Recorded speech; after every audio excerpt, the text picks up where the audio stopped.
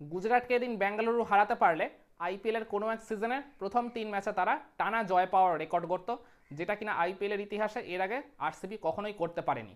তো ওই একটা সহজ সুযোগ তারা হাতছাড়া করলো বলাই চলে। অপরদিকে গুজরাটের সামনেও সুযোগ ছিল প্রথম ম্যাচে হারের পর তারপর টানা 2 ম্যাচ জয় পেয়ে তাদের ওই জয়ের ধারাটা অব্যাহত রাখার। তো ওই বেঙ্গালুরু গুজরাট ম্যাচের টার্নিং পয়েন্ট আপনি কোনটাকে বলবেন? তো এই দিন টস জিতেছিলেন শুভমান গিল, জিতে তিনি ওই জায়গায় হোম টিম আরসিবিকে আগে ব্যাটিং করতে পাঠিয়েছিলেন। তো আরসিবির শুরুটা কিন্তু একেবারেই ভালো হয়নি। প্রথম ওভারে মোহাম্মদ সিরাজকে একটা চমৎকার কাভার ড্রাইভে বাউন্ডারি মেরে শুরু করলেও এর ঠিক ভেরি নেক্সট ওভারেই আশরাদ খানের একটা শর্ট অফ দ্য লেন্থ ডেলিভারিতে বিরাট কোহলি জাস্ট নিজের উইকেটটা থ্রো ডাউন করে দিয়ে আসেন ওই ডিপ ব্যাকওয়ার্ড স্কোয়ারের হাতে ক্যাচ দিয়ে। তো সিঙ্গেল ডিজিটে তিনি আউট হয়ে যাওয়ার এর ভেরি নেক্সট ওভারেই মোহাম্মদ সিরাজ এসে ফিরিয়ে দেন ওই তিনের নামা দেবদূত পার্টিকেলকে। তো 13 রানে 2 উইকেট হারিয়ে আরসিবি কিন্তু তখন বেশ কিছুটা চাপে পড়ে যায়। এরপর থার্ড উইকেটে ক্যাপ্টেন রজত পাতিদার আর আরেক ওপেনার ফিল সল্টের মধ্যে একটা 22 রানের জুটি গড়ে ওঠে। ফিল সল্টকে এদিন খুবই লাকি বলতে হবে, তিনি ওই জায়গায় প্রথম ওভারে ক্যাচের একটা খুব সহজ সুযোগ দিয়ে দিয়েছিলেন উইকেট কিপার জস বাটলারকে, যেটা বাটলার একেবারেই গ্র্যাব করতে পারেননি। আর এরপর ওই সিরাজের থার্ড ওভারে সিরাজ তাকে একটা রান আউটের খুব সহজ সুযোগ পেয়েও ওই জায়গায় স্টাম্পে বলটা লাগাতে পারেননি। তো 2টা লাইভ পেয়েও কিন্তু এই ফিল সল্ট নিজের ইনিংসটাকে বড় করতে পারেননি। তো মোহাম্মদ সিরাজকে একটা তিনি বিশাল ছক্কা মেরে বলটা স্টেডিয়ামের ছাদে পাঠিয়ে দিল। তার ঠিক ভেরি নেক্সট ডেলিভারিতেই সিরাজ একটা দারুণ কামব্যাক করে ওই জায়গায় ফিল সল্টের স্টাম্পটা ছিটকে দেন। তো 35 রানে 3 উইকেট খুঁয়ে তখন ব্যাঙ্গালোর কিন্তু বেশ কিছুটা বলতে গেলে ভালো মতোই চাপে পড়ে যায়। তো প্রথম পাওয়ার প্লে শেষে তাদের স্কোরটা থাকে 3 উইকেটে 38। এর ঠিক ভেরি নেক্সট ওভারেই ঈশান্ত শর্মা এসে ফিরিয়ে দেন তাদেরকে ডেঞ্জারাস ক্যাপ্টেন ওই রজত পাতিদারকে। তো ওই জায়গায় একটা ক্লিন এলবিডাব্লিউ হয় তিনি আউট হয়ে যান। তো 42 রানে চারটা উইকেট খুঁয়ে আরসিবি বলতে গেলে তখন ম্যাচ থেকে অনেকটাই ব্যাকফুটে চলে যায়। এরপর ফিফথ উইকেটে লিয়াম লিভিংস্টোন আর জিতেশ শর্মার মধ্যে একটা 52 রানের পার্টনারশিপ গড়ে ওঠে। এই পার্টনারশিপটার হাত ধরে কিন্তু আরসিবি তখন ম্যাচে ফেরার বেশ একটা স্বপ্ন দেখছিল। তো প্রথম 10 ওভার শেষে এদের দুজনের হাত ধরেই আরসিবি স্কোরটা চলে যায় 73-এ। তো এরপর ওই যে বললাম তাদের ওই 94 রানের মাথায় ওই জায়গায় জিতেশ শর্মাকে ফিরিয়ে দেন ওই সাই কিশোর। তো সাই কিশোরকে কিন্তু তার আগেও একটা ক্যাচের খুব সহজ সুযোগ দিয়েছিল, তো ওই জায়গায় ক্যাচটা গ্র্যাব করতে পারেনি রাহুল টেওয়াটিয়া। তো পরে ওই রাহুল টেওয়াটিয়ার হাতে ক্যাচ দিয়ে এই ফিরতে হয় জিতেশ শর্মাকে প্যাভিলিয়নে। 33টা রান তিনি করে গেছিলেন। আর এরপর ক্রিজে আসেন ক্রুনাল পান্ডিয়া, কিন্তু তিনিও একেবারেই ভরসা দিতে পারেননি। তো মাত্র 5 রান করে ওই সাই কিশোরের একটা ডেলিভারিতে খুবই সফট ডিসমিসাল কট অ্যান্ড বল হয়, তিনিও প্যাভিলিয়নে ফেরত চলে যান। 104 রানের মধ্যে 6টা উইকেট খুঁয়ে আরসিবি বলতে গেলে বেশ তখন প্রবলভাবে ধুঁকছিল। এরপর সপ্তম উইকেটে ওই টিম ডেভিড আর এই লিয়াম লিভিংস্টোনের মধ্যে একটা আবার 46 রানের পার্টনারশিপ গড়ে ওঠে। এই পার্টনারশিপটার হাত ধরে কিন্তু তখন আরসিবি ম্যাচে আবার বেশ ভালোভাবে কামব্যাক করে ওই মাঝের 2টো ওভারে 2টো উইকেট চলে যাওয়ার পরেও। যে লিভিংস্টোন ওই জিতেশ শর্মার সাথে যখন পার্টনারশিপটা গড়ে উঠেছিল তিনি অ্যাঙ্করিং রোল প্লে করলেও এর পরবর্তীতে ওই টিম ডেভিডের সাথে যখন জুটিটা তিনি গড়ে তুললেন ওইখানে তিনি বেশ খোলস থেকে বেরিয়ে চালিয়ে খেললেন। পার্টিকুলারলি রাশিদ খানকে একাই তিনি ছাড়খাড় করে দিলেন। রাশিদ খানের ওই 18 নম্বর ওভারটা ওই ওভারটায় তিনটা তাকে ছক্কা মেরে আরসিবি স্কোরটাকে নিয়ে যান 149-এ। তার আগে 17 ওভার অবধিও কিন্তু আরসিবি স্কোরটা মাত্র 129 রানের মতো ছিল। তো ওই জায়গায় এরপর ওই ছক্কা মারার সাথে সাথে ওই লিভিংস্টোন নিজের 50টা পেয়ে যান ওই জায়গায়। তো তারপর পেনাল্টিমেট ওভারে মোহাম্মদ সিরাজ এসে ফিরিয়ে দেন ওই লিয়াম লিভিংস্টোনকে। টিম ডেভিড তো লাস্ট ওভারে পার্টিকুলারলি বলতে গেলে ওই প্রসিদ্ধ কৃষ্ণাকে তিনি 2টা 4 একটা ছক্কার সহযোগে আরসিবি স্কোরটাকে নিয়ে যান 169-এ। তো ওই জায়গায় টিম ডেভিডও 32 রানের একটা অপরাজিত কার্যকরী ইনিংস খেলেছেন। তো বলতে গেলে টিম ডেভিড আর লিভিংস্টোনের জন্যই আর এই আরসিবি স্কোরটা ওই বলতে গেলে 160+ হয়, না হলে মনে হচ্ছিল একটা সময় যে 150ও পেরোবে কিনা ডাউট রয়েছে। তো 170 রান চেস করতে নামে গুজরাটের শুরুটা খুব একটা খারাপ হয়নি বলবো। তো ওই জায়গায় প্রথমে সাই সুদর্শন আর ওই শুভমান গিল তারা 4 ছক্কার সহযোগে বেশ ভালো মতোই খেলছিলেন, কিন্তু ওই ইনিংসের ফিফথ ওভারে ভুবনেশ্বর কুমারের একটা ডেলিভারিতে ক্যাচ আউট হয়ে ফেরত যান ওই জায়গায় তাদের ক্যাপ্টেন শুভমান গিল। তো তিনি আবারও কিন্তু এদিন একটা বড় ইনিংস ডেলিভার করতে ব্যর্থ হলেন, মাত্র 14 রান তিনি করে আউট হয়ে গেছিলেন। এরপর ক্রিজে আসেন জস বাটলার। তো বাটলার আর ওই যে ওপেনার সাই সুদর্শনের মধ্যে এই সেকেন্ড উইকেটে 75 রানের একটা পার্টনারশিপ গড়ে ওঠে। এই পার্টনারশিপটার হাত ধরেই কিন্তু ম্যাচেও যেমন প্রবলভাবে কামব্যাক করলো গুজরাট টাইটান্স, তেমনি এই ম্যাচ জয়টা অনেকটাই সুনিশ্চিত করে দেয় তাদের এই 75 রানের জুটিটাই।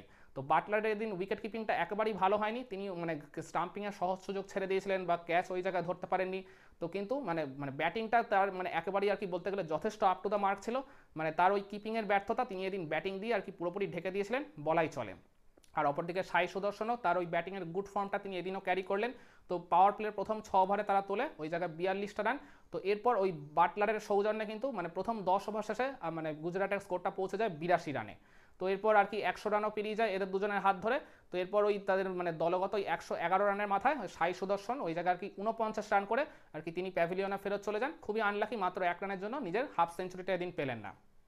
তো এরপর ক্রিজে আসেন ওই ইম্প্যাক্ট সাব হিসেবে আসা শেরফান রাদারফোর্ড। তো এরপর রাদারফোর্ড আর বাটলারের মধ্যে আবার একটা পার্টনারশিপ গড়ে ওঠে ওই জায়গায় আর কি ওই 63 রানের। তো এই পার্টনারশিপটার হাত ধরেই কিন্তু মানে জয়টা পুরোপুরি নিশ্চিত করে ফেলে গুজরাট টাইটান্স। তো বাটলার মানে একবারে বলতে গেলে তিনি তার স্বভাবসিদ্ধ ভঙ্গিতেই খেলে গেছেন, 4 ছক্কার ফুলজুরি ছুটিয়ে দিয়েছেন। অপরদিকে শেরফান রাদারফোর্ডও একটা ভালো সাপোর্টিভ ইনিংস খেলেছেন, 18 বলে 30 রানে তিনিও অপরাজিত ছিলেন ইনিংস শেষে। তো ফলে ওই মানে 2 ওভার 1 বল মানে 13 বল হাতে রেখে কিন্তু গুজরাট টাইটান্স এই ম্যাচে আর কি আরসিবিকে পুরোপুরি বিট করে 8 উইকেটের ব্যবধানে। তো এবার প্রশ্ন আসতেই পারে এই বেঙ্গালুরু গুজরাট ম্যাচের টার্নিং পয়েন্ট আপনি কোনটাকে বলবেন?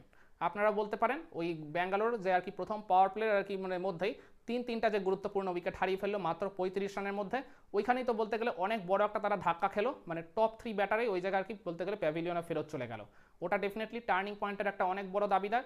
কিংবা বলতে পারেন ওই পাওয়ার প্লে শেষ হয়ে যাওয়ার পরের ওভারে ঈশান্ত শর্মা যখন এসে ফিরিয়ে দেন তাদের ক্যাপ্টেন ওই ডেঞ্জারাস রজত পাতিদারকে, যিনি কিনা এর আগের 2টা ম্যাচে 2টা খুব কার্যকরী ইনিংস খেলে দলকে বেশ ভালো মতো মানে সাহায্য করেছিলেন। তো তিনিও যখন ওই জায়গায় আর কি ফেরত চলে যান তখন আরসিবি স্কোরটা হয়ে গেল 4 উইকেটে 42। তো পাতিদারের আর কি ওই পরেই মানে যখন আর কি তাকে দলের সবচেয়ে প্রয়োজন তিনি সেই আর কি নকটা ডেলিভার করতে না পারা, এটাও ডেফিনেটলি এই ম্যাচের টার্নিং পয়েন্ট হওয়ার অনেক বড় একটা দাবিদার।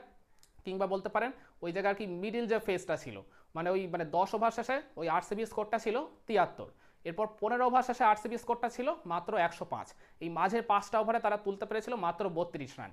তো একটা টি-20 ক্রিকেটে মানে এরকম মডার্ন ডে টি-20 ক্রিকেটে এই মাঝের 5 ওভারে যখন আপনি মাত্র 32 রান তুলবেন 6.4 রান রেটে, এটা কিন্তু কখনোই ক্ষমার যোগ্য নয়। তো এই মাঝের আর কি মিড ওভার্সের স্লো ব্যাটিংটাও ডেফিনেটলি আরসিবিকে কিন্তু অনেকটাই পিছিয়ে দিয়েছিল। তো এটাও ডেফিনেটলি টার্নিং পয়েন্ট হতে পারে।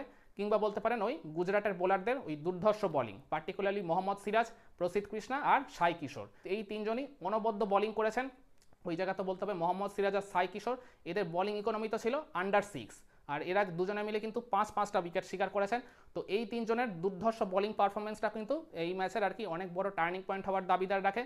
কিংবা বলতে পারেন ওই গুজরাটের ব্যাটিং ইনিংসের ওই সেকেন্ড উইকেটের পার্টনারশিপটা সাই সুদর্শন আর বাটলারের মধ্যে যে 75 রানের জুটিটা গড়ে উঠলো, এটাই তো বলতে গেলে এই ম্যাচে আর কি গুজরাটের জয়টা অনেকটাই নিশ্চিত করে দিয়েছিল, এটাও ডেফিনেটলি টার্নিং পয়েন্ট হতে পারে।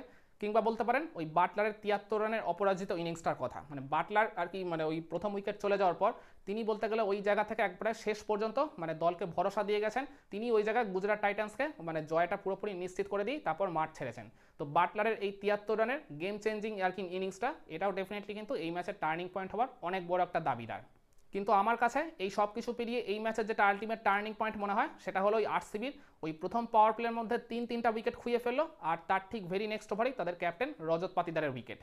ওই যে 42 রানের মধ্যে তারা 4টা গুরুত্বপূর্ণ উইকেট হারিয়ে ফেললো, বিরাট কোহলি, ফিল সল্ট, দেবদূত পার্টিকেল, রজত পাতিদার, এই 4 গুরুত্বপূর্ণ ব্যাটসম্যানের উইকেট হারিয়ে কিন্তু আরসিবি যে বড় রান তোলার স্বপ্ন দেখছিল সেটা তো ওই জায়গায় বলতে গেলে অলমোস্ট ধুলিস্বাৎ হয়ে গেছিল। এরপর লিভিংস্টোন আর জিতেশ শর্মার মধ্যে একটা পার্টনারশিপ গড়ে উঠলো, সেটা কিন্তু যথেষ্ট আপ টু দ্য মার্ক ছিল না। ওই যে আমি বললাম মিড ওভার্সে তারা অসম্ভব স্লো ব্যাটিং করেছেন, যেটা কিন্তু আরসিবিকে অনেকটাই আর কি পিছিয়ে দিয়েছিল। তো এই ওপরের দিকের ব্যাটাররা থাকলে যে ঝড়টা তুলতে পারতো একদম ইনিংসের শুরু থেকে শেষ পর্যন্ত, সেটা কিন্তু আরসিবি এই ম্যাচে প্রবলভাবে মিস করেছে তাদের ওই শুরুতে ব্যাটিং বিপর্যয়ের কারণে। তো ওই আরসিবির ইনিংসের শুরুতে ওই 4 উইকেট যে তারা খুইয়ে ফেললো মাত্র 42 রানের মধ্যে, ওটাই এই বেঙ্গালুরু আর গুজরাট ম্যাচের আমার কাছে টার্নিং পয়েন্ট। একমত হবেন আমার সাথে, নাকি আপনার কাছে এই ম্যাচের টার্নিং পয়েন্ট অন্য কিছু ছিল? কমেন্ট করে আপনার মতামতটা জানাতে পারেন।